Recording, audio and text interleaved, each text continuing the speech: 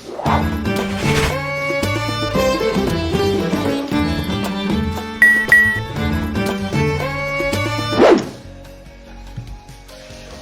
selamat malam teman-teman semuanya, baik yang di rumah maupun dimanapun teman-teman berada. Apa kabarnya? Semoga sehat-sehat selalu untuk kita semua juga. Selamat datang kembali di acara Ngopi Instan, Ngobrol Pintar, Interaktif dan Spontan episode kedua. Saya Ayu Saptarintias dari KJRI Hongkong akan menemani teman-teman semua untuk ngobrol bareng.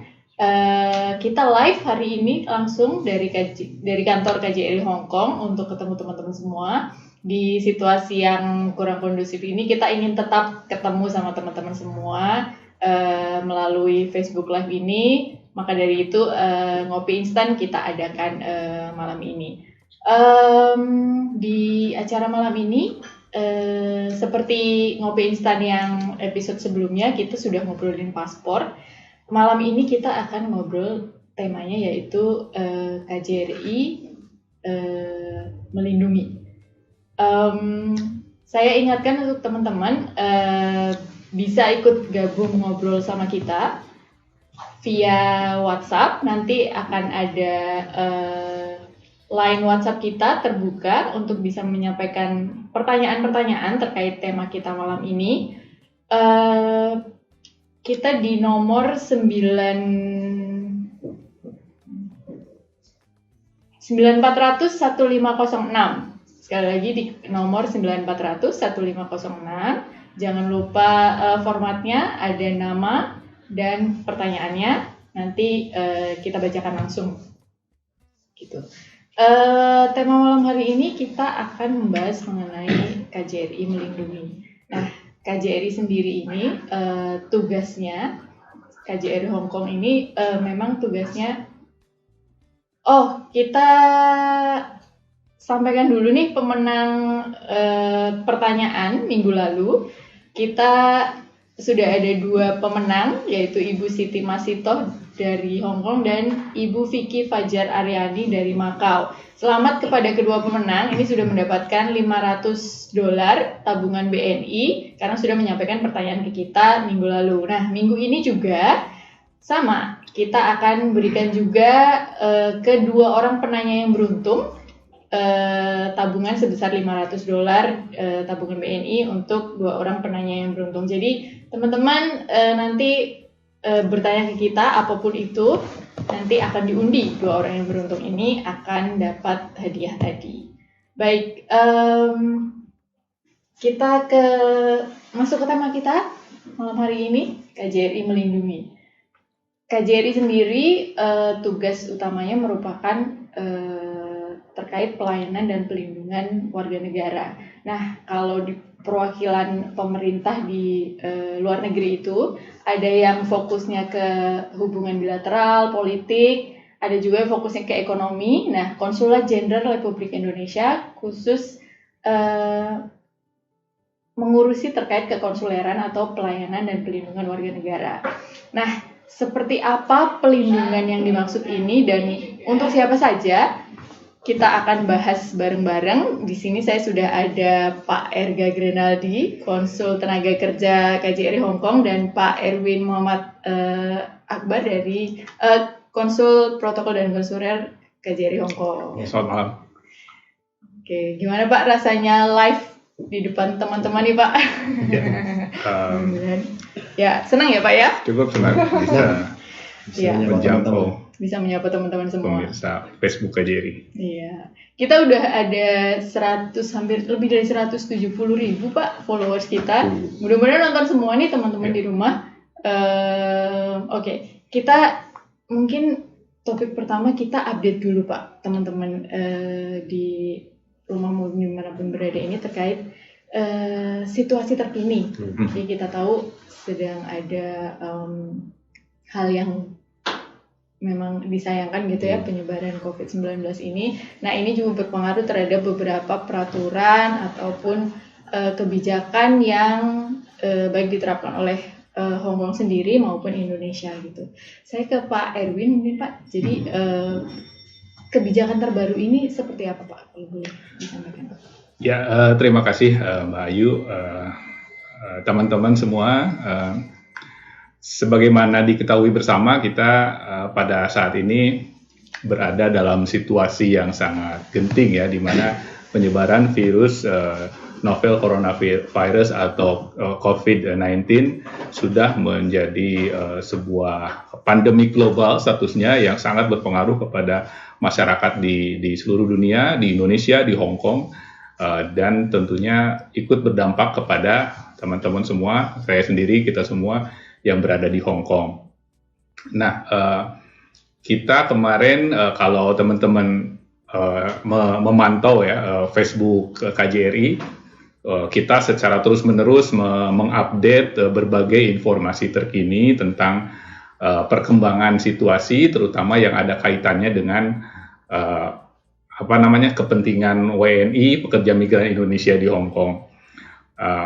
Sebagaimana diketahui kemarin kita umumkan, pemerintah Hong Kong mengumumkan bahwa semua warga yang datang dari luar Hong Kong wajib untuk melaksanakan karantina mandiri atau self quarantine selama 14 hari. Ini maksudnya mereka yang datang ke Hong Kong harus tinggal di dalam rumah atau di tempat kediaman masing-masing selama 14 hari, tidak kemana-mana, dengan tujuan untuk mencegah penyebaran atau penularan kalau orang itu sudah positif terinfeksi oleh coronavirus. Kemudian dari Macau juga ada berita terbaru. Macau yang menjadi bagian dari wilayah kerja KJRI, kita mengetahui bahwa sejak tanggal 19 malam kemarin, seluruh warga dari luar Macau tidak diperkenankan masuk ke Macau, kecuali mereka yang warga Hong Kong, Taiwan, dan mainland.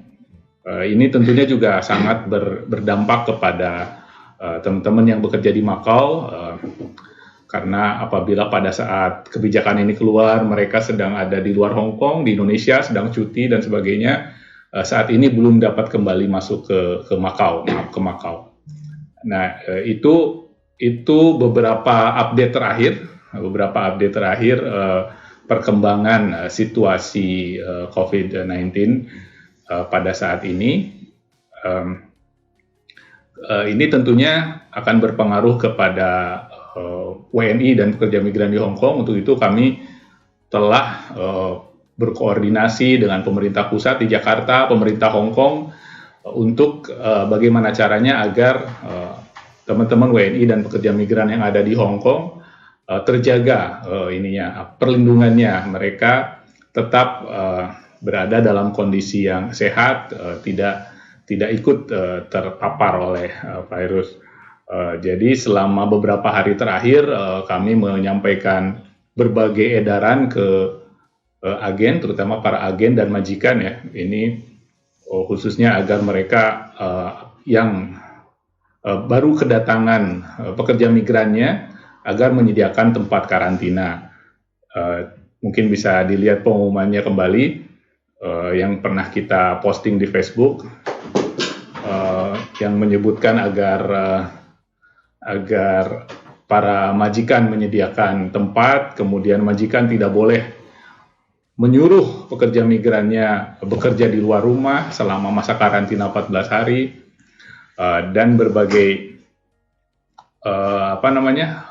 edaran lainnya yang tujuannya adalah melindungi teman-teman pekerja migran. Itu dari sisi update perkembangan situasi dan kebijakan dari pemerintah Hong Kong, pemerintah Indonesia, dan yang berpengaruh kepada kita semua WNI di Hong Kong. Ya. Baik Pak, tadi sudah disampaikan peraturan terbaru terkait kedatangan WNI baik ke Hong Kong maupun ke Indonesia juga. Ini pastinya ada berdampak juga ya Pak ya terhadap PRI kita. Pak Erga mungkin bisa disampaikan Pak. Ya, terima kasih Mbak Ayu. Jadi pemerintah Indonesia pun mengikuti perkembangan coronavirus ini baik itu di Indonesia juga di berbagai dunia. Ternyata dengan pertimbangan ini pemerintah Indonesia sejak tanggal 18 Maret kemarin mengeluarkan sebuah kebijakan terbaru yang berlakunya sejak hari ini tanggal 20 Maret 2020 untuk melakukan penghentian sementara penempatan PMI ke seluruh negara penempatan termasuk di Hong Kong. Nah, dengan adanya kebijakan penghentian PMI ini diharapkan ini juga bisa mencegah atau mengurangi dampak penyebaran coronavirus ini baik di Indonesia maupun juga di Hong Kong. Tentunya pemerintah juga mengambil kebijakan ini dalam rangka antisipatif bagi para PMI supaya yang baru itu tidak bisa diberangkatkan kembali sejak tanggal 20 ini, namun tetap bagi teman-teman PMI yang ada di Hong Kong ini tetap bekerja seperti biasanya. Baik, jadi mulai hari ini sudah pemerintah menghentikan sementara pengiriman PMI ke luar negeri ya Pak ya. Oke. Kalau terkait COVID-19 ini Pak, KJRI juga pastinya melakukan upaya preventif ataupun pelindungan juga terhadap WNI kita di Hong Kong ya Pak ya. Sejauh ini upaya apa saja Pak yang sudah dilakukan oleh KJRI? Banyak sekali Mbak ya. Jadi kita kan di Hong Kong ini sudah sejak pertengahan bulan Januari ya, kita sudah siaga karena memang Hong Kong lokasinya sangat dekat dengan epicentrum awal mula penyebaran virus yaitu di mainland China. Jadi sejak pertengahan Januari sampai sekarang misalnya aja dari sisi penyediaan masker saja, KJRI sudah membagikan lebih dari 170.000 buah masker kepada seluruh warga negara Indonesia dan pekerja migran Indonesia yang ada di Hong Kong. Caranya macam-macam, kita buka loket di KJRI untuk teman-teman datang ke sini untuk mendapatkan masker. Kemudian untuk yang di luar wilayah Hong Kong Island yang di North Territories kita bikin namanya tim gerak cepat masker yang mereka kita bagi-bagi ke berbagai wilayah di New Territories untuk mendistribusikan pembagian masker gratis ini ke teman-teman WNI. Kemudian juga pengiriman masker lewat pos ya. Pengiriman masker lewat pos buat teman-teman yang juga lokasinya cukup jauh, sampai saat ini sudah puluhan ribu kita kirim lewat pos. Nah, memang saat ini stok karena 170.000 kita bagikan semua, stok kita sedang menipis nih sekarang, sudah hampir habis, sehingga pembagian sedang dihentikan dulu, tapi jangan khawatir, nanti kita mungkin akan nambah lagi stok maskernya, kita akan buka lagi pembagian lewat pos, pembagian di KJRI maupun pembagian ke luar wilayah Hong Kong Island. Selain itu, tentunya selain membagikan masker, kita juga concern dengan kondisi ya teman-teman di Hong Kong. Untuk itu kita terus secara rutin mengeluarkan himbauan-himbauan baik kepada teman-teman pekerja migran ataupun kepada agen dan majikan. Yang intinya pokoknya tolong pastikan perlindungan dan keselamatan dari teman-teman pekerja migran di tengah wabah penyakit ini. Nah, himbauan itu yang sering kita sampaikan adalah yang paling penting selalu tenang, tidak panik. Yang kedua, mengikuti aturan pemerintah setempat, apa yang disampaikan pemerintah setempat ikuti, dan juga tentunya himbauan-himbauan KJRI. Dan yang paling penting adalah, tidak mudah percaya dengan berita-berita yang belum jelas kebenarannya. Karena di tengah situasi ini banyak sekali berita-berita tidak jelas atau hoax yang banyak beredar. Nah, kami minta teman-teman selalu ketika menerima berita apapun, cek dan recheck kembali, cek dengan KJRI apakah benar, dan apabila tidak benar jangan disebar-sebarkan, dan selalu monitor informasi yang hanya berasal dari sumber resmi ya, dari pemerintah Hong Kong, dari KJRI, dari pemerintah Indonesia. Itu mungkin beberapa hal ya, dari banyak sekali upaya-upaya yang dilakukan oleh KJRI Hong Kong untuk melakukan perlindungan dan pelayanan terhadap para WNI di Hong Kong dalam masa-masa krisis seperti sekarang ini. Selain kepada WNI, pastinya kepada agen dan majikan juga dari KJRI juga memberikan informasi ya Pak ya terkait ini Pak. Ya. Bisa dijelaskan Pak? Ya, sebetulnya kami juga KJRI mengikuti terus perkembangan yang ada di Hong Kong ini, termasuk dengan kebijakan-kebijakan yang dikeluarkan oleh pemerintah setempat. Khususnya kami berkoordinasi dengan Labor Department, terutama terkait dengan isu-isu sekarang ini berkembang. Itu terkait dengan COVID. Jadi betul apa yang disampaikan oleh Pak Erwin bahwa kita teman-teman PMI untuk tetap tenang, untuk tetap menggali informasi berita yang kebenarannya, tolong dicek bahwa dari informasi yang korek KJRI, karena mengingat kami juga tetap berkoordinasi mengenai bagaimana penanganan khususnya akibat dari ada kebijakan baru karantina 14 hari ini. Itu koordinasi kami dengan pemerintah setempat, sehingga kami juga mengeluarkan edaran bagi para agen majikan sebelum itu dikeluarkan siaran persnya bahwa itu tetap bahwa pelaksanaan karantina wajib 14 hari itu merupakan tanggung jawab dari majikan. Dan untuk mengatur pelaksanaannya itu harus berkoordinasi dengan agen apabila mereka karantinanya tidak dilakukan di rumah majikan. Untuk pembiayaan dan penyediaan kebutuhan pokok sehari-harinya itu merupakan tanggung jawab dari majikan. Jadi kami mengharapkan kepada teman-teman PMI untuk tetap tenang ketika ada yang melakukan bepergian ke luar Hong Kong. Apabila ada yang melakukan cuti juga kembali lagi di Hong Kong, tetap tenang dan mengikuti pelaksanaan karantina wajib selama 14 hari itu dan tetap akan menjadi tanggung jawab majikan. Karena itu juga mereka selama dalam perjanjian kerja, artinya majikan juga harus tetap bertanggung jawab terhadap PMI tersebut selama mereka masih bekerja.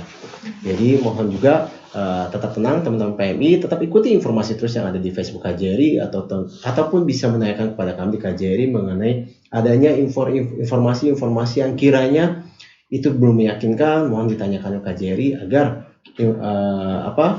tidak menyebarkan berita hoax yang disampaikan oleh Pak Erwin juga. Gitu baik. Siap. Baik, di situasi yang saat ini juga KJRI pastinya hadir untuk melindungi ya Pak ya. Nih sesuai dengan tema kita hari ini, KJRI hadir untuk melindungi. Kita sebelum itu mungkin saya tadi belum, mungkin teman-teman juga perlu kenalan juga nih Pak sama Bapak berdua ini ya. Pak Erga sudah berapa lama Pak di sini Pak? Saya baru bertugas itu sejak akhir bulan September atau aktifnya itu di awal Oktober tahun 2019 Mbak Ayu. Jadi saya cukup baru di sini bertugas di KJRI Hong Kong. Kurang lebih tugas sebagai konsul tenaga kerja ini apa aja sih Pak? Kalau dibilang tugasnya itu kalau kita merujuk pada peraturan itu yang cukup banyak Mbak Ayu. Artinya intinya adalah kita di sini hadir untuk melakukan pendataan catatan setiap PMI yang bekerja di Hong Kong. Yang kedua, kita harus dapat memfasilitasi semua pemenuhan hak-hak para PMI selama bekerja di Hong Kong sehingga sampai mereka pulang lagi ke Indonesia. Atau yang lainnya, kita harus bisa memberikan bantuan advokasi, konseling, konsultasi kepada PMI yang mereka sedang mengalami masalah. Mungkin itu diantaranya itu merupakan tugas kami hadir di sini untuk membantu KJRI Hong Kong sebagai bagian daripada KJRI Hong Kong untuk melindungi warga negara Indonesia dari Hong Kong. Gitu Baik, terkait ketenaga kerjaan PMI kita ya Pak ya. Kalau Pak Erwin ini sudah lebih lama Pak di sini ya Pak ya. Tugas sebagai konsul Prodcons ini apa Pak? Ya benar, saya sudah di sini sudah 3 tahun, kemudian menjabat sebagai konsul Prodcons kurang lebih 2 tahun ya. 2 tahun, ya tugas-tugas di Prodcons ini intinya cuma 2, yaitu pelayanan dan perlindungan. Pelayanan ya artinya kita memberikan pelayanan di bidang kekonsuleran. Apa itu ya berbagai macam urusan kependudukan ya, kayak kalau di Indonesia itu kita selalu istilahkan seperti pencatatan kelahiran, kematian, pernikahan, perceraian dan sebagainya. Kemudian juga legalisasi itu membuat sebuah surat, sebuah dokumen dokumen dari Hong Kong agar diakui di Indonesia, dokumen di Indonesia agar diakui di Hong Kong, itu perlu proses namanya legalisasi di KJRI ini, di bagian kita.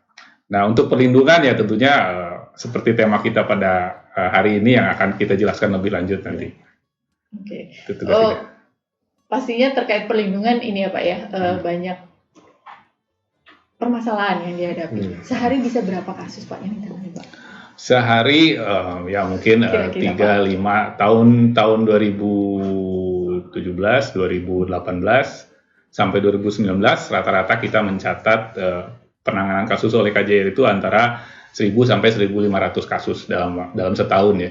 Itu mungkin bisa dibagilah betapa kita setiap hari sehari-hari ya bergelut dengan kasus WNI ya. Itu yang tercatat ya Pak. Itu yang tercatat. Itu yang tercatat ya. Jadi mudah-mudahan teman-teman di rumah nih kalau ketemu Pak Erga atau Pak Erwin ini dalam suasana yang positif ya Pak, silaturahmi gitu. Mudah-mudahan ini tidak sedang dalam masalah ketemu sama bapak ini. Oke, baik. Terkait dengan peran KJRI Pak dalam melindungi. Nah, melindungi sejauh apa? Siapa yang dilindungi sih Pak? Jadi yang namanya perlindungan warga negara itu merupakan fungsi yang tidak terlepas dari sebuah perwakilan negara di negara lainnya. Nah, seperti misalnya KJRI ini kan perwakilan dari Republik Indonesia di Hong Kong. Nah, dia memiliki berbagai fungsi.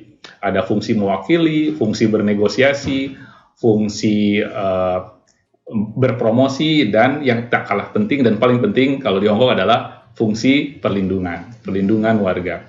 Apa yang dimaksud dengan perlindungan di sini? Yang dimaksud perlindungan di sini tentunya ada dua aspek ya, perlindungan kepentingan dan perlindungan kekonsuleran. Apa itu? Perlindungan yang kita lakukan ini tentunya dibatasi oleh dua hal. Yang pertama adalah kewenangan yang dimiliki oleh KJRI Hong Kong dalam melaksanakan perlindungan, sampai mana kita bisa melindungi warga, dan yang kedua kita memperhatikan ketentuan hukum yang berlaku di negara setempat, dalam hal ini di Hong Kong. Nah, bagaimana itu kita terjemahkan? Jadi perlindungan yang kita lakukan adalah melakukan pendampingan, kemudian memberikan kepastian hukum dalam bentuk dokumen atau legalisasi tadi, kemudian melakukan koordinasi dengan pemerintah setempat dan pemerintah pusat untuk memastikan bahwa seorang warga negara, dalam hal ini WNI, terlindungi segala hak-haknya. Apakah itu hak asasi manusia, hak dia sebagai manusia, kemudian hak-hak dia sebagai penduduk, dalam arti di sini kalau dia bekerja dia harus terpenuhi hak-haknya sebagai pekerja. Dan kalau dia terkena kasus hukum, hak-hak kepastian hukum dia dalam memproses hukum itu terpenuhi. Itu yang perlindungan yang dimaksud di sini adalah begitu ya, perlindungan dalam bentuk pendampingan, kemudian dan pemenuhan hak. Artinya ketika contoh gitu, salah satu contoh kalau ada warga negara yang terkena kasus kejahatan misalkan, kita tidak bisa menangkap pelaku kejahatan itu karena kita tidak memiliki wewenang untuk itu. Yang bisa kita lakukan adalah mendampingi warga negara itu melapor ke instansi terkait di pemerintah setempat, misalnya kepolisian Hong Kong, atau kalau dalam kasus ketenagakerjaan di Labor Department Hong Kong. Itulah bentuk-bentuk perlindungan yang kita lakukan selama ini. Jadi kita pastikan bahwa proses-proses itu tadi berjalan sesuai ketentuan gitu. Benar. Ya. Kita ternyata sudah ada pertanyaan dari teman-teman semua. Kita langsung jawab nih Pak. Bisa ditampilkan mungkin pertanyaannya.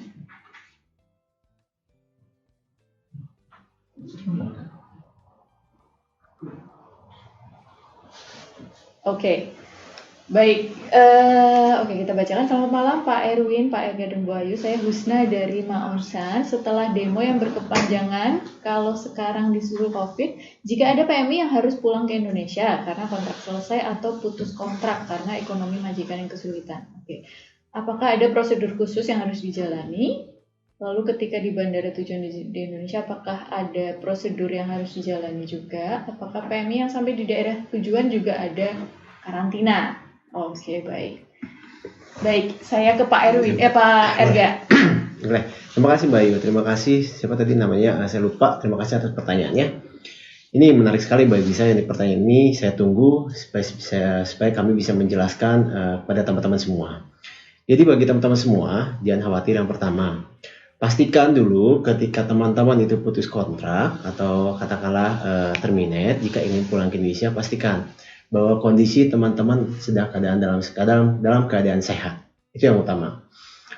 Yang kedua, informasi kepada pihak agent untuk kepulangan saudara-saudara PMI yang akan pulang ke Indonesia, informasi kepada agent agar nanti tercatat bahwa Mbak akan pulang ke Indonesia. Yang berikutnya, informasi untuk pulang ke Indonesia sampai saat ini itu masih diperkenankan bagi setiap pekerja migran, baik itu yang putus kontrak maupun yang sedang menjalani cuti. Indonesia masih menerima kepulangan saudara-saudara PMI. Yang berikutnya, prosedur apa yang sudah dijalani Indonesia?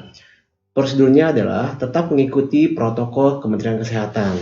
Jadi nanti di setiap bandara akan dilakukan pemeriksaan suhu tubuh, akan dilakukan pemeriksaan tubuh apabila saudara-saudara PMI yang sedang tiba di bandara itu diperiksa suhu tubuhnya di bawah 37,5 derajat Celcius, maka jangan khawatir.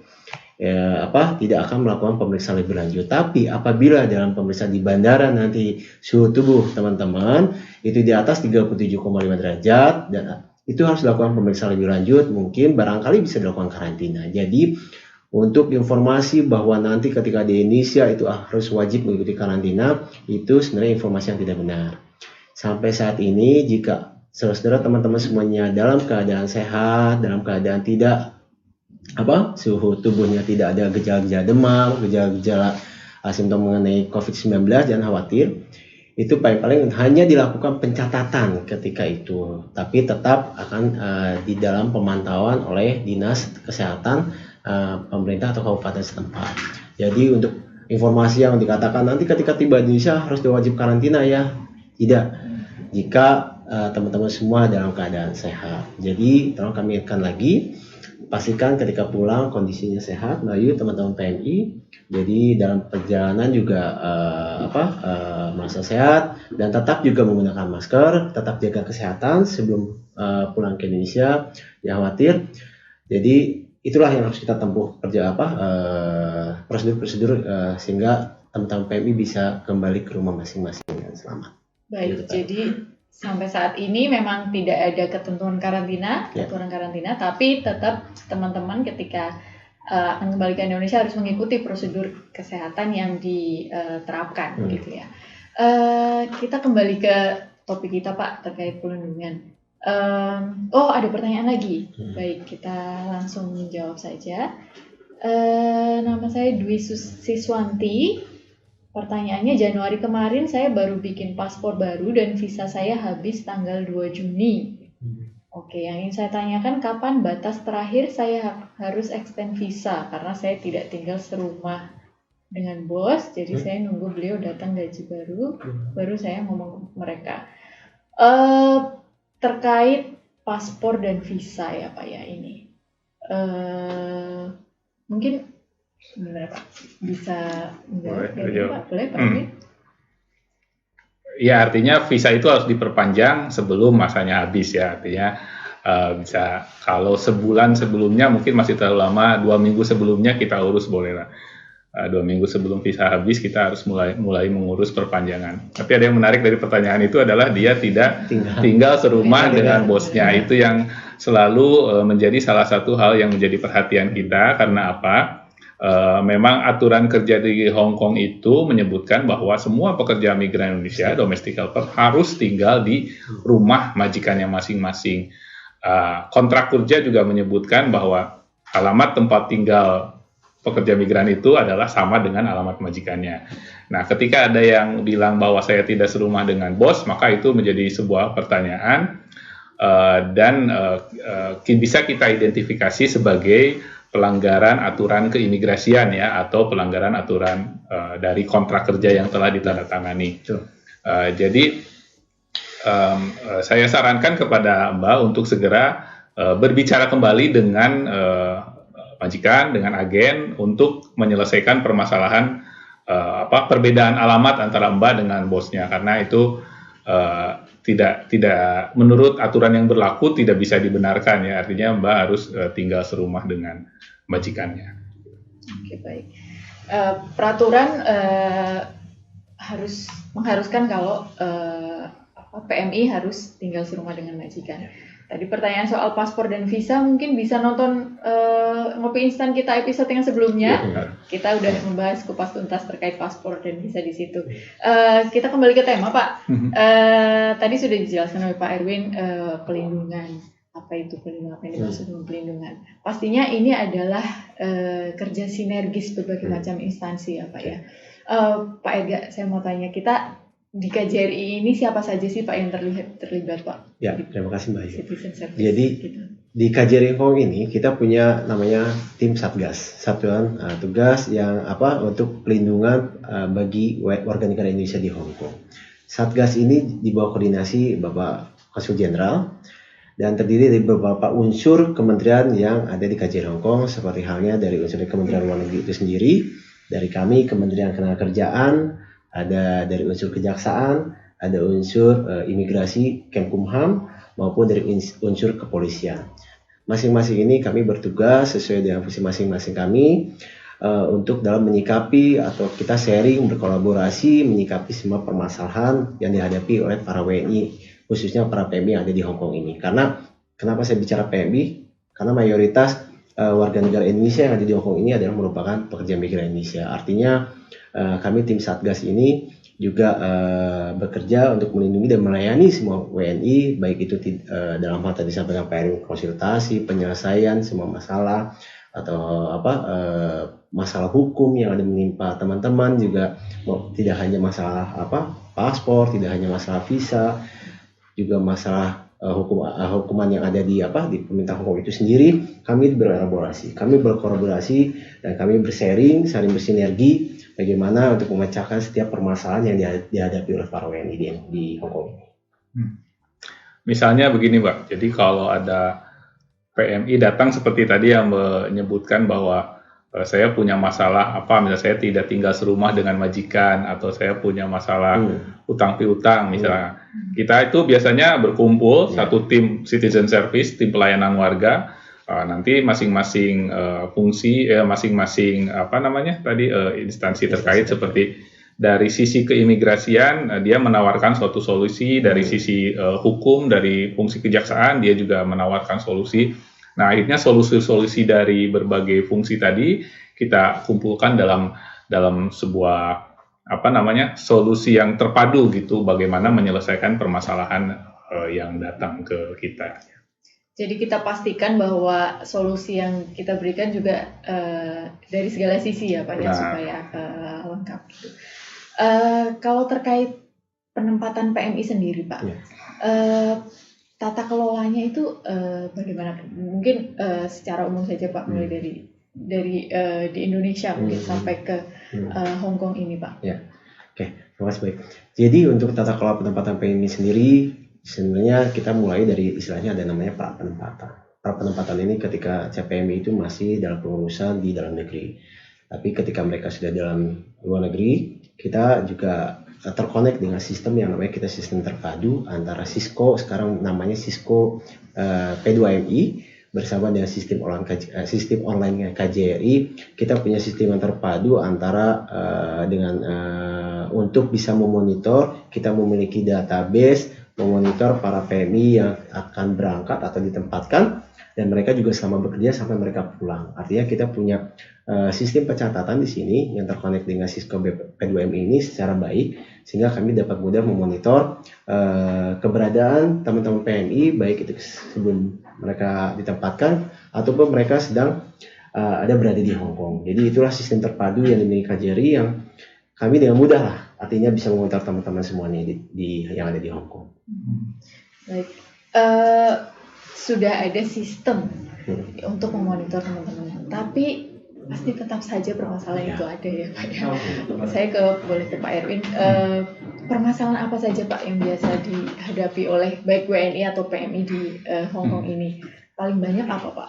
Banyak sekali ya. Tadi saya sebutkan banyak sekali pengaduan yang datang setiap tahunnya. Tapi ada beberapa permasalahan yang paling banyak diadukan ke kita. Yang pertama adalah overcharging. Overcharging itu pekerja migran mendapat pungutan yang melebihi ketentuan aturan yang berlaku. Itu bisa dilakukan oleh PT di Indonesia, bisa dilakukan oleh agen, bisa oleh pihak manapun yang merupakan pungutan yang merugikan mereka, itu namanya overcharging. Kemudian ada juga penahanan dokumen, artinya biasanya paspor atau kontrak kerja ditahan oleh beberapa pihak seperti agen, majikan, itu juga sering kita terima. Kemudian libur atau sulit mendapatkan libur atau beban kerja terlalu berat, itu juga sering diadukan ke kita. Kemudian ini terkait dengan kesehatan ya, biasanya yang sakit, meninggal, meminta kita untuk mengurusi atau mendampingi. Kemudian ada meminta hak-hak finansial, biasanya kalau pekerja migran itu diberhentikan atau selesai kontraknya, ada perbedaan, ada sengketa hak-hak finansial itu berapa sih uang yang berhak didapatkan oleh pekerja migran, itu biasanya sering dilaporkan ke kita. Dan yang paling sering juga adalah masalah hukum. Masalah hukum itu pekerja migran terkena kasus hukum, misalnya atau pelanggaran pidana ya, misalnya beberapa yang cukup berat ini adalah yang tertangkap menjadi kurir narkoba, itu cukup berat. Kemudian ada pidana lain pencurian, kemudian ada berjualan secara ilegal, overstay, dan banyak lagi permasalahan-permasalahan hukum yang dihadapi teman-teman. Memang macam-macam sekali ya Pak ya. Pak Edga, boleh. Ada yang mau ditambahkan Pak? Boleh menambahkan, baik. Ini hal yang menarik sebenarnya untuk yang dugaan overcharging ini. Jadi memang dugaan overcharging ini teman-teman PMI itu selalu mengalami atau mayoritas mengalami adanya tagihan yang cukup besar yang mereka nyatakan ketika mereka ketika akan diberangkatkan tidak sebesar yang ditagihkan selama di Hong Kong. Ini menarik sekali. Tentunya KJRI Hong Kong selalu tetap melayani, akan selalu siap memfasilitasi ketika teman-teman PMI yang merasa dilakukan overcharging mengenai biaya penempatan ini. Tetap kami tunggu untuk lapor ke KJRI Hong Kong. Kita akan coba untuk analisis, tapi tetap membawa bukti-bukti yang merasa sudah dilakukan adanya tagihan daripada finance ataupun dan lainnya. Tentunya, dan bagi teman-teman PMI yang melihat ini masih di Indonesia, mungkin jadi informasi bahwa tolong pastikan ketika teman-teman PMI yang masih di Indonesia itu pastikan bahwa dokumen yang ditandatangan oleh setiap PMI itu PMI tetap mendapatkan salinannya, dan pastikan dokumen yang ditandatangan itu adalah PMI mengetahui dengan jelas apa isinya dan besaran apa yang perlu ditandatangan. Karena setiap perjanjian penempatan itu ada biaya penempatan yang harus katakanlah menjadi bebannya PMI sampai saat ini. Beban dari biaya penempatan sementara ini yang masih berlaku di ketentuan yang berlaku adalah berdasarkan Kepmen 98 tahun 2012 bahwa ada komponen yang masih dibebankan pada biaya penempatan dibebankan pada TKI itu sebesar 14 juta rupiah. Nah, itu merupakan komponen kas struktur yang biaya penempatan yang memang untuk secara legal, secara aturan itu memang perlu dibiayai, maksudnya perlu dibebankan pada PMI. Tapi informasi ke depan saya perlu sampaikan pada teman-teman PMI mengenai overcharging ini. Berdasarkan Undang-Undang 18 tahun 2017 yang baru ini, memang ada ketentuan disebutkan bahwa nantinya PMI itu tidak akan dibebani lagi biaya penempatan. Nah, nanti bagaimana teknisnya untuk pengaturan lebih lanjut mengenai tidak ada beban yang dibebankan pada PMI lagi, nanti akan keluar dalam waktu dekat, mudah-mudahan, yaitu merupakan peraturan Kepala BP2MI yang mengatur mengenai biaya penempatan termasuk ke Hong Kong. Nah, kami KJRI Hong Kong proaktif dengan pusat bahwa untuk mengkomunikasikan informasi, kita memberikan informasi masukan kepada pemerintah pusat mengenai bagaimana struktur penempatan yang ada di Hong Kong ini. Semoga saja kami berharap nanti ketika keluarnya perkara biaya penempatan ini itu menjadi upaya mencegah tidak ada laginya overcharging, karena nanti kedepannya PMI tidak akan lagi dibebani biaya penempatan sebagaimana amanat dari undang-undang tersebut. Gitu, baik. Iya. Pasti kabar baik juga untuk teman-teman di rumah nih, untuk mudah-mudahan segera terrealisasi Pak ini. Jadi biaya penempatan tidak lagi dibebankan ke PMI gitu ya. Kita sudah ada pertanyaan lagi sepertinya. Ya, kita bacakan. Malam Pak, saya Laili Putri ingin bertanya terkait kebijakan pemerintah Hong Kong mengenai karantina untuk seluruh pendatang. Sudah seberapa persen persiapan KJRI HK dalam menghadapi PMI yang dikarantina, baik agen maupun majikan yang tidak mau menanggung biaya selama karantina?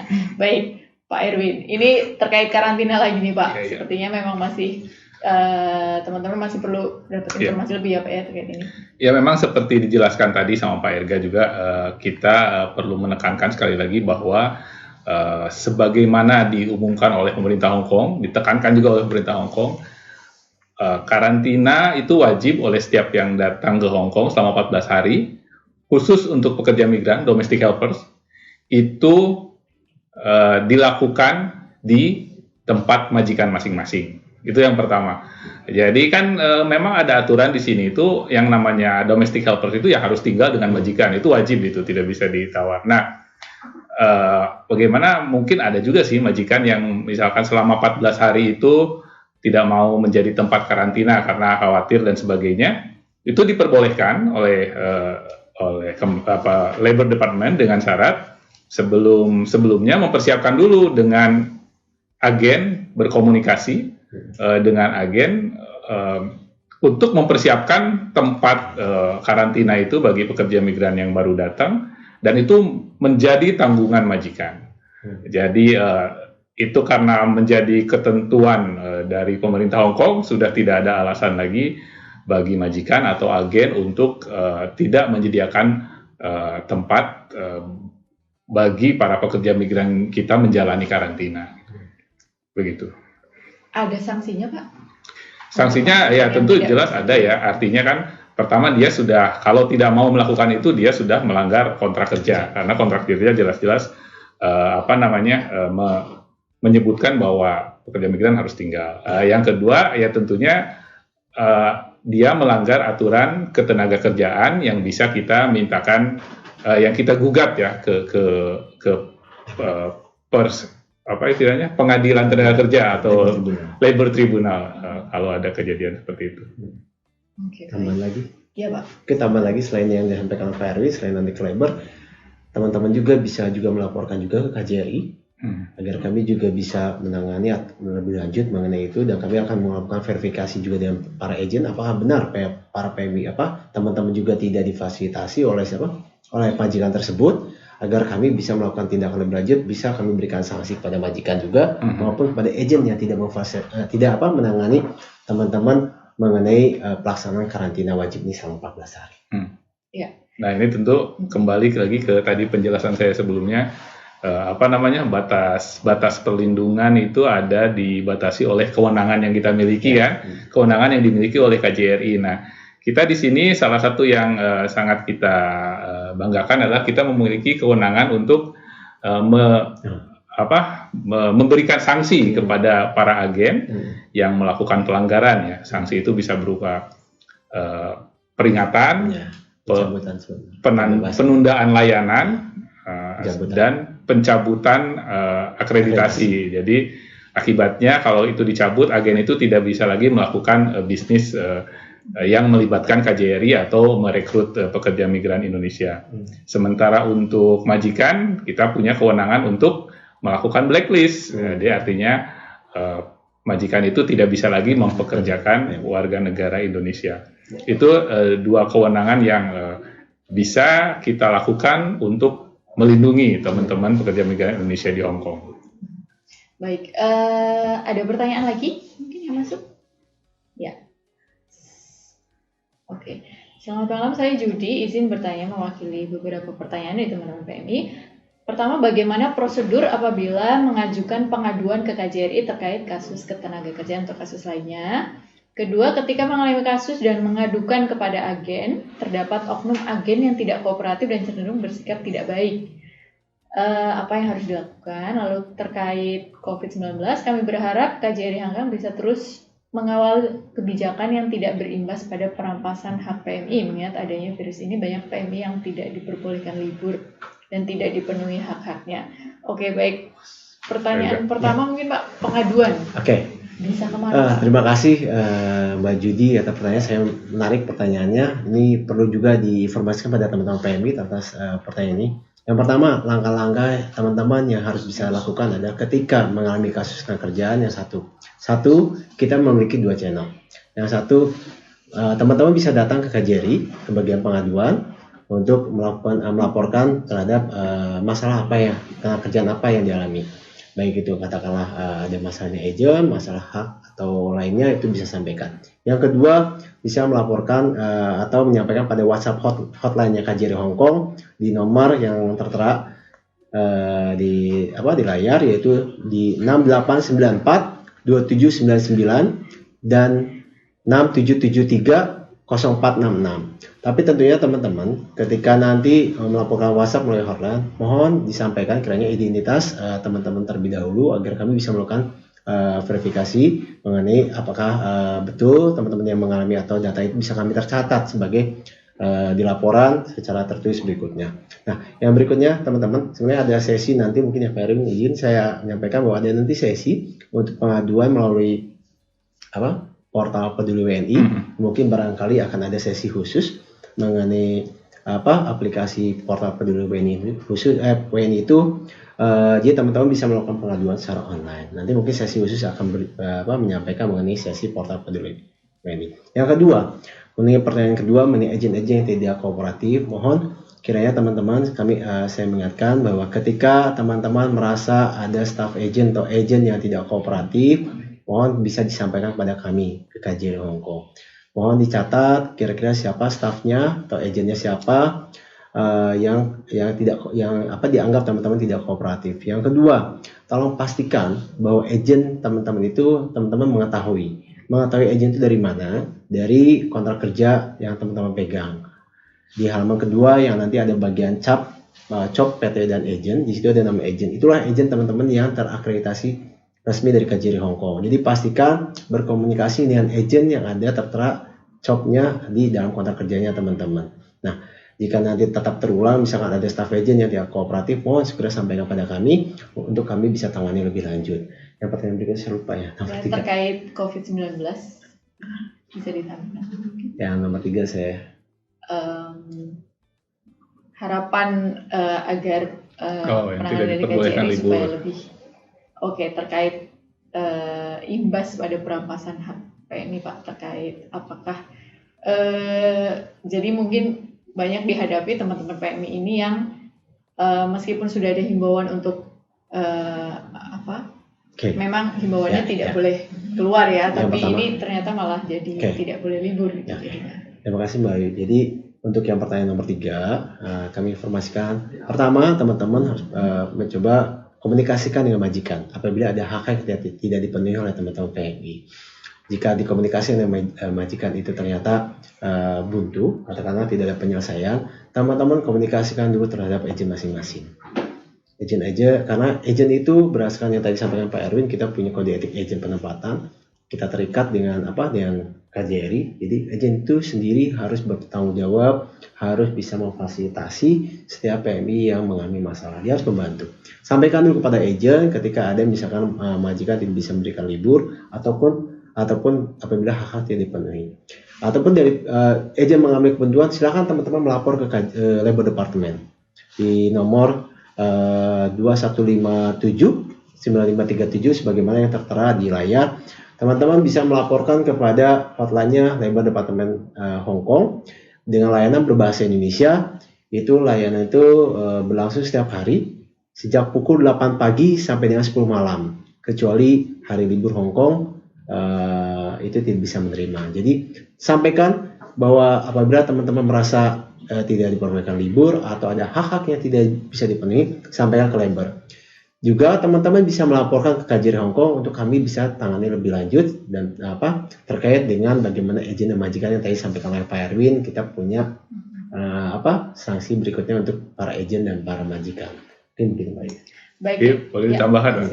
Jadi kuncinya itu memang satu ya, harus ada keberanian untuk melapor. Karena kami sering menerima berbagai macam keluhan, suara-suara dari teman-teman, saya misalkan diperlakukan tidak baik, saya tidak mendapat libur dan sebagainya. Tapi ketika kita minta, mari datang sini, lapor secara resmi agar kita bisa laporkan, mereka merasa takut atau merasa ragu-ragu gitu. Nah, itu yang sangat kita sayangkan. Disinilah pentingnya keberanian untuk melapor agar kita bisa menuntut ya melalui instansi terkait hak-hak Mbak yang dirugikan tadi, hak-hak teman-teman yang dirugikan, dan agar ada efek jera kepada para pelakunya, baik itu majikan, baik itu agen atau siapapun yang melakukan hal-hal yang merugikan. Dan tentunya dalam melapor pun tidak semerta-merta kita melapor, tapi tentu harus disertai dengan berbagai bukti pendukung yang kuat ya.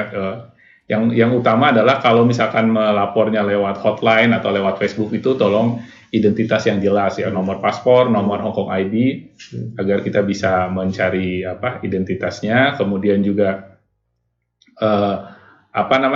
kronologis kejadian yang runut, yang lengkap. Kalau ada bukti-bukti boleh disampaikan baik dalam bentuk foto ataupun dalam bentuk, sehingga nanti kalau kita menindaklanjuti ke berbagai instansi terkait itu posisi kita cukup kuat karena ada dasar bukti-bukti yang kuat. Jadi sekali lagi yang penting adalah kita harus punya keberanian untuk melapor, sehingga ada yang bisa ditindak gitu, yang merugikan teman-teman dan nanti dia menjadi kapok gitu untuk tidak melakukan lagi. Nah, terkait tadi hak-hak yang berkurang atau hak-hak yang berkurang atau misalkan tidak bisa libur karena adanya wabah ini, memang kita sudah menerima banyak sekali pengaduan, inspirasi dari teman-teman, termasuk dari organisasi. Kita sudah melakukan dialog secara rutin dengan organisasi untuk menampung segala keluhan, dan ini tentunya kita akan tampung, dan artinya ini bukan laporan individu ya, artinya aspirasi secara umum teman-teman tentunya kita sampaikan ke pemerintah Hong Kong melalui Labor Department. Sebagaimana diketahui, kita secara rutin selalu bertemu dengan pihak Labor Department dan imigrasi 3 bulan sekali, dan itu disitulah kita membahas berbagai permasalahan pekerja migran Indonesia di Hong Kong, termasuk menyampaikan berbagai keluhan, berbagai aspirasi dari teman-teman ke pemerintah Hong Kong. Oke, baik. Kerjasama pasti kita jalin erat dengan otoritas setempat ya Pak. Pelindungan kita selalu upayakan untuk teman-teman, tapi juga kita butuh kerjasama dari teman-teman.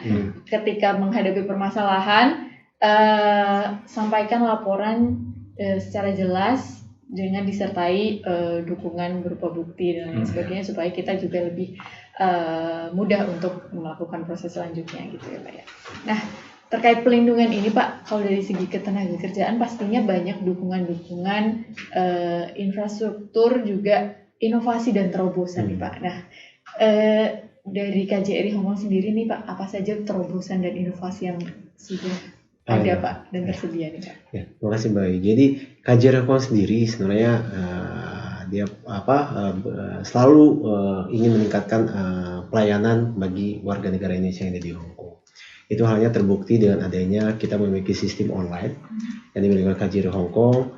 Yang berikutnya kita juga punya booking paspor online yang sekarang sudah diupdate oleh KJRI Hong Kong.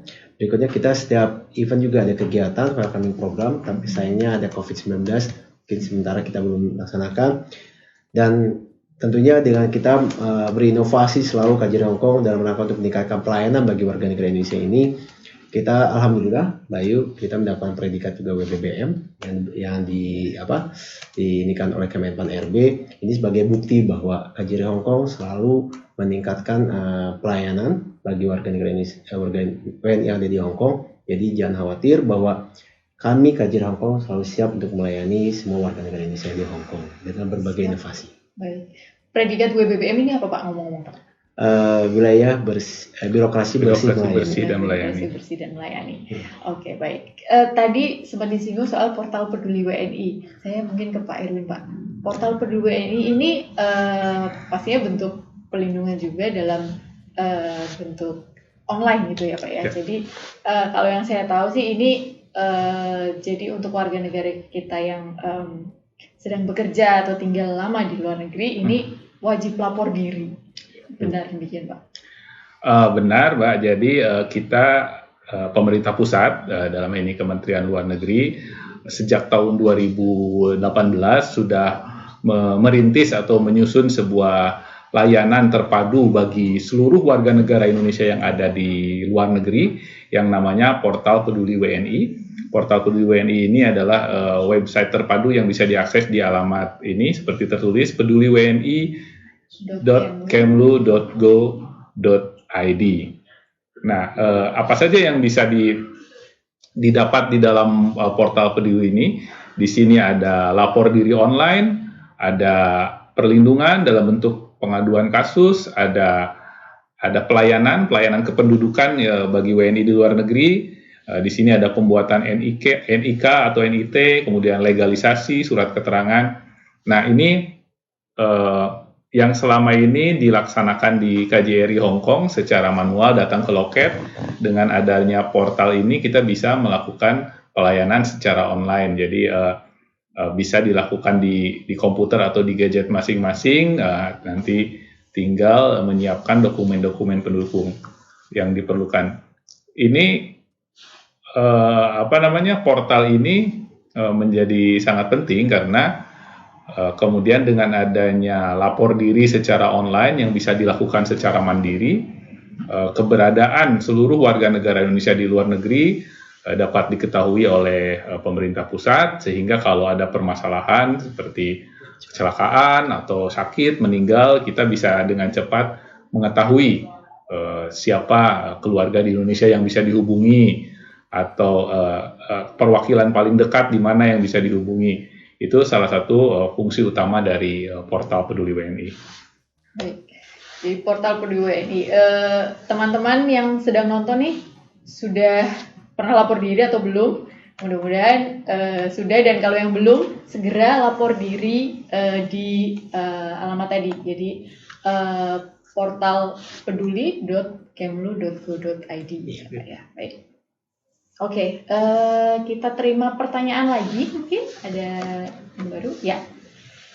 Baik, dari Ibu Nur Halimah, saya ingin menanyakan untuk kita yang baru cuti dan kembali ke Hong Kong, apakah kita terkait karantina lagi ya, tertanggal 19 Maret kemarin. Oh, oke. Sudah ditanyakan kan di pertanyaan, siap. Kontrak mandiri, baik. Bahwa dengan kontrak mandiri, apabila pekerja diputus kontrak atau tidak renew, maka pekerja tidak bisa cari majikan baru, terkecuali harus pulang ke Indonesia dan mulai lagi dari awal, yaitu masuk PT lagi. Apakah KJRI sudah mendapatkan solusi terkait hal ini? Baik, terkait kontrak mandiri, Pak.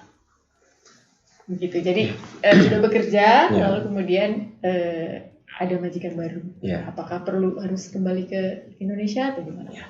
Jadi gini Pak Yu, jadi untuk kontrak kerja mandiri ini memang sejak ini merupakan inovasi juga, menampung aspirasi dari teman-teman PMI di tahun 2017 ya Pak. Sejak tahun 2017 menampung aspirasi teman-teman PMI yang ada di Hong Kong. Mereka berkeinginan untuk tidak melalui PT atau agent lagi. Artinya dimungkinkan bagi teman-teman PMI untuk melakukan perpanjangan perjanjian kerja itu tanpa melalui PT dan agent, tapi dengan memenuhi persyaratan. Persyaratannya itu adalah mereka tetap dapat melakukan perpanjangan tanpa melalui PT agent, tapi dengan majikan yang sama. Dengan majikan yang sama, tentunya kenapa dengan majikan yang sama itu dalam upaya sebagai pelindungan bagi PMI itu sendiri. Dengan majikan yang sama artinya secara catatan, secara database bahwa terrekod bahwa PMI tersebut melakukan perjanjian kerja yang dulunya sempat ditempatkan oleh PT, gitu kan? Artinya masih tercatat ketika mereka berangkat ke Hong Kong ini, mereka dulu tercatat secara database ada PT yang menempatkan PMI tersebut ke Hong Kong. Yang berikutnya dari sisi lain juga bahwa ini sejalan dengan regulasi dari Kementerian Ketenagakerjaan di nomor Permen 40 itu tentang perpanjangan pada pengguna perseorangan. Di dalam regulasi itu tercantum bahwa PMI diperbolehkan untuk melakukan perpanjangan pada pengguna personal, artinya bagi domestic helper yang ada di negara penempatan itu, tapi dengan majikan yang sama. Nah, bagaimana caranya ketika mereka ingin mengganti PT dan agent? Artinya kita kembali lagi pada Undang-Undang 18 tahun 2017 bahwa setiap PMI yang ingin bekerja di luar negeri itu salah satunya harus ditempatkan oleh salah satu pelaksana penempatan PMI, yaitu pelaksana penempatannya itu dalam hal ini adalah P3MI atau yang kita kenal dengan istilahnya PT. Nah, artinya harus kembali lagi ke Indonesia, dia harus ditempatkan lagi oleh P3KMI. Jadi itu sebagai upaya dalam rangka pelindungan bagi para PMI itu sendiri. Demikian, Pak. Boleh saya tambahkan? Jadi memang ada satu hal yang perlu dipahami ya oleh teman-teman PMI dalam kaitan dengan kontrak mandiri ini, bahwa penempatan pekerja migran Indonesia di Hong Kong itu merupakan sebuah rangkaian yang sangat panjang dan terpadu, di mana di dalamnya diawali dengan pendaftaran ke PT, kemudian ke BNP 2 TKI, ke Naker, kemudian ada kaitannya dengan agen di Hong Kong, KJRI Hong Kong, kemudian majikan. Jadi itu semua merupakan rangkaian terpadu dalam sebuah sistem penempatan yang harus dilalui oleh seorang pekerja migran. Sejak awal sampai tiba di Hong Kong, sejak awal masuk PT sampai tiba di Hong Kong, itu adalah amanat undang-undang ya, dan sudah ada aturannya, sudah sangat jelas. Nah, kemudian ada aspirasi teman-teman ingin kontrak mandiri, artinya tidak lagi melibatkan PT dan agent. Kita lalu mencari sebuah terobosan, akhirnya didapat tadi dibilang inovasi, di mana yang dimaksud dengan kontrak mandiri itu adalah jadi teman-teman yang melakukan kontrak mandiri itu keluar atau melepaskan diri dari sistem yang tadi saya jelaskan yang sangat terpadu, yang diawali dari PT melibatkan semua pihak, sehingga dengan kontrak mandiri hanya melibatkan teman-teman majikan KJRI, dan tentunya kita membuat laporan juga ke BNP 2 TKI untuk pencatatannya. Jadi tidak ada agen dan PT lagi yang ikut berperan di dalam kontrak mandiri, hanya majikan, pekerja migran, dan KJRI. Kemudian ketika kontrak mandiri itu selesai dan ingin tidak melakukan lagi kontrak mandiri melalui agen, itu tidak bisa semerta-merta dilakukan di Hong Kong langsung daftar ke agen, karena itu tadi sistem penempatan yang melalui agen dan PT itu sangat terpadu, harus diawali dari Indonesia gitu. Sampai saat ini memang itu yang masih berlaku, dan itu yang harus dipahami oleh teman-teman semua. Memang kita mengerti bahwa salah satu hal yang sangat dihindari dari teman-teman untuk kembali ke Indonesia itu karena kalau masuk ke PT nanti kena pungutan dan sebagainya, menjadi korban overcharging dan sebagainya, dan itu sudah menjadi catatan kita dan sudah menjadi perhatian kita selama ini. Tentunya seperti dijelaskan Pak Ega tadi, overcharging dari hari ke hari menjadi perhatian kita. Kita selalu berupaya agar itu teratasi, dan tadi juga ada harapan bahwa ke depan mudah-mudahan biaya penempatan bisa diminimalisir, kalau perlu tidak lagi dibebankan kepada teman-teman pekerja migran. Dan khusus untuk kontrak mandiri ini, memang kita masih memberikan kebijakan ya, artinya kalau teman-teman yang melakukan kontrak mandiri harus putus kontrak di tengah jalan, apakah itu karena terkena kasus dengan majikan, atau misalkan majikannya meninggal dunia, atau hal-hal lain yang tidak disebabkan oleh pekerja migran, kita masih memberikan kelonggaran, bisa mencari majikan baru, pindah majikan, artinya tanpa kembali ke Indonesia, tetapi tetap dalam koridor kontrak mandiri, artinya tetap tidak melalui agen dan PT, karena seperti saya jelaskan tadi, benar-benar terpisah sistemnya, di mana ketika seseorang memilih kontrak mandiri, itulah yang harus dia pegang, bahwa dia tidak lagi berada dalam sistem penempatan yang melibatkan agen dan PT. Ketika ingin masuk lagi, terpaksa dia harus dari awal dari Indonesia. Baik, ada pertanyaan terakhir sepertinya. Boleh ditampilkan Pak? Mungkin sambil minum dulu Pak. Ini dari tadi kita ngobrol keasikan ya Pak ya. Oke. Pertanyaan Pak, saya mau tanya, apa kalau kita kerja satu majikan selama 5 kontrak, apa majikan diharuskan ngasih uang long service? Apa itu tergantung dari majikan masing-masing Pak? Ya. Majikan selama 5 tahun nih sepertinya ya. Ya, terima kasih. Ini pertanyaan juga sering juga ditanyakan pada kami. Nah, di berbagai mana juga sering ditanyakan mengenai long service. Jadi gini teman-teman PM, Untuk long service ini sebenarnya itu merupakan hak yang bisa didapat oleh teman PMI. Selain dari long service juga ada istilahnya severance payment. Itu merupakan hak juga. Tapi hak ini teman-teman bisa dapatkan, teman-teman PMI bisa dapatkan apabila memenuhi beberapa persyaratan, sebagaimana sudah diatur di dalam ordonansi ketenagakerjaannya di Hong Kong. Nah, bagaimana itu bisa didapatkan, Pak? Ada syarat-syarat yang harus dipenuhi oleh teman-teman PMI. Yang pertama, teman PMI harus bekerja lebih dari 5 tahun atau 3 kali kontrak lah istilah mudahnya, minimal 3 kali kontrak bersama dengan majikan yang sama. Tidak bisa ketika dimajikan. Poin kedua yang harus dipenuhi adalah bahwa teman-teman PMI itu diputus atau tidak dibutuhkan lagi oleh majikan untuk bekerja ketika nanti selesai kontrak kerjanya. Yang berikutnya bahwa PMI itu dinyatakan tidak sehat oleh dokter atau telah berusia 65 tahun. Jadi artinya hak itu bisa didapat apabila ketentuan itu terpenuhi. Nah, bagaimana Pak? Ada pertanyaan lagi berikutnya. Kalau misalkan saya setelah kontrak ketiga atau kontrak keempat saya mengundurkan diri, artinya persyaratan tersebut tidak dapat terpenuhi. Long service itu juga tidak bisa didapat. Nah, memang hak itu untuk long service itu mengikuti ketentuan yang ada dikeluarkan oleh Ketenagakerjaan dari lembernya Departemen Hong Kong. Nah, terus bagaimana Pak kalau misalkan saya ingin bagaimana mendapatkannya? Ya, selama majikan tersebut tetap mempekerjakan PMI, diperpanjang terus tanpa adanya pemutusan oleh si majikan, maka long service belum bisa didapatkan karena ketentuan itu memang harus dipenuhi sesuai dengan aturan yang ada di Hong Kong. Itu baik. Nah, jadi kalau boleh saya tambahkan Mbak Yu ya, jadi pertanyaan-pertanyaan seperti itu memang betul kita selalu dapatkan. Ini terkait dengan utamanya adalah hak-hak finansial yang bisa didapatkan oleh seorang PMI pada saat dia mengakhiri kontraknya atau berhenti bekerja.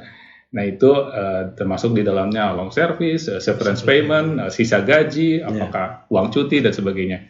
Yang perlu diperhatikan oleh teman-teman sekalian adalah ketika teman-teman akan berhenti bekerja, baik itu habis kontrak ataupun diterminate ataupun mengundurkan diri, satu hal yang harus menjadi perhatian adalah berapa sih hak finansial atau berapa sih uang yang bisa didapat oleh masing-masing teman-teman. Nah, apa saran kita? Saran kita adalah pertama tentunya berbicara dengan majikan berapa yang akan diberikan. Yang kedua, berbicara dengan agen, minta tolong untuk kepada agen dihitungkan berapa sih yang bisa saya dapatkan pada saat saya berhenti bekerja. Nanti karena perhitungan itu seperti dijelaskan Pak Erga tadi tidak sama satu orang dengan yang lainnya, banyak faktor yang mempengaruhi seperti lamanya kerja dia berapa lama, apakah dia itu berhenti atau diberhentikan atau mengundurkan diri, apakah dia itu kemudian masih ada cuti yang belum dibayar, apakah dia itu masih ada hak-hak lainnya, banyak sekali yang harus dihitung pada saat seseorang berakhir kerja. Nah, kalau misalkan teman-teman dan itu ada rumusnya, ada ketentuannya. Nah, yang kalau misalkan teman-teman tidak mengerti, tidak memahami bagaimana cara menghitungnya, minta tolong agen. Kalau tidak puas dengan perhitungan agen, perasaan terlalu sedikit ini, ke KJRI datang. Nanti teman-teman di bagian pengaduan di lantai dasar di gedung KJRI akan membantu menghitungkan juga kira-kira berapa hak-hak finansial atau hak-hak keuangan yang harus diterima oleh Mbak yang akan berhenti kontrak. Nah, dengan perhitungan itulah baru Mbak bisa mengajukan ke majikan, ini loh saya minta hak-hak saya itu sejumlah ini sesuai aturan yang berlaku di Hong Kong. Nah, dari situ kalau memang majikan bersedia ya akan diterima. Kalaupun tidak, kita baru bisa men-challenge keinginan majikan bahwa saya tidak mau membayar segitu, hanya segini. Kita bisa mengajukan atau mengadukan hak-hak kita itu ke berbagai instansi terkait di Hong Kong, utamanya Labor Department. Gitu. Ya, baik. Sudah tidak ada pertanyaan lagi sepertinya. Tapi saya tadi ngintip-ngintip nih Pak Erga lagi bawa buku kecil nih Pak ya. Apa nih Pak? Ada kayaknya buku pintar ya. Jadi ini teman-teman KJRI Hong Kong KJRI Hongkong juga telah menyusun sebuah buku pintar bagi para PMI yang di Hongkong. Buku ini berisikan mengenai informasi-informasi bagi para PMI, baik itu mengenai hak dan kewajiban, informasi mengenai bagaimana prosedur penyelesaian permasalahan ataupun kontak-kontak yang bisa dihubungi. Ini bisa bermanfaat buat teman-teman PMI. Barangkali ada teman-teman PMI yang belum mendapatkan buku ini, silakan datang ke KJRI Hongkong ataupun bisa juga mendownload atau mengunduh secara online di bit.ly/pintar-PMI. Teman-teman bisa langsung mengunduh secara online. Bisa dibuka sekarang ya di. Silakan ya, teman-teman langsung ketik saja alamat tadi bit.ly. Itu tinggal untuk mengunduh langsung. Iya. Jadi ini apa ya? Isinya penjelasan singkat terkait apa yang teman-teman perlu ketahui selama bekerja di Hong Kong gitu. Sebelum menutup Pak, ada pesan terakhir mungkin untuk teman-teman semuanya, Pak Edgar dan Pak Erwin. Silakan. Ya tentunya kita tidak henti-henti ya dari KJRI ya. Pertama, terutama dalam kondisi seperti sekarang ya, teman-teman agar tetap tenang, tidak panik, tetap fokus dengan pekerjaan masing-masing ya, mengerjakan pekerjaan sehari-hari dengan fokus, berdedikasi gitu. Kemudian mengikuti segala aturan atau arahan yang dikeluarkan oleh pemerintah Hong Kong. Dan juga mengikuti segala himbauan yang disampaikan oleh KJRI, terus memantau Facebook KJRI untuk mengikuti setiap pengumuman gitu yang akan berguna bagi teman-teman sekalian. Tambah satu lagi Pak Erwin, tetap jaga kesehatan buat teman-teman PMI, apalagi di dalam situasi COVID-19 ini. Teman-teman PMI harus tetap jaga kesehatan supaya tetap bisa bekerja dengan baik. Karena memang ini semoga wabah COVID ini bisa segera berlalu ya Pak Erwin. Oh, satu hal lagi, informasi, cek dan recheck terus setiap informasi yang diterima, saring sebelum sharing. Kalau kira-kira ada berita yang tidak meyakinkan, dicek lagi ke KJRI, ke pemerintah, ke tempat-tempat informasi resmi dari pemerintah Hong Kong, dari KJRI. Apabila beritanya tidak benar, jangan disebarkan dan hanya mempercayai berita-berita yang resmi ya, yang datangnya dari pemerintah Hong Kong ataupun dari KJRI. Baik, tidak terasa sudah 1 jam lebih kita ngobrol terkait pelindungan WNI dan juga ketenaga kerjaan. Kita demikian episode Ngopi Instan kita yang kedua ini.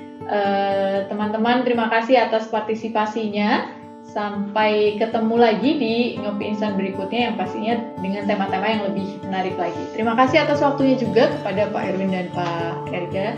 Selamat malam dan sampai jumpa. Terima kasih.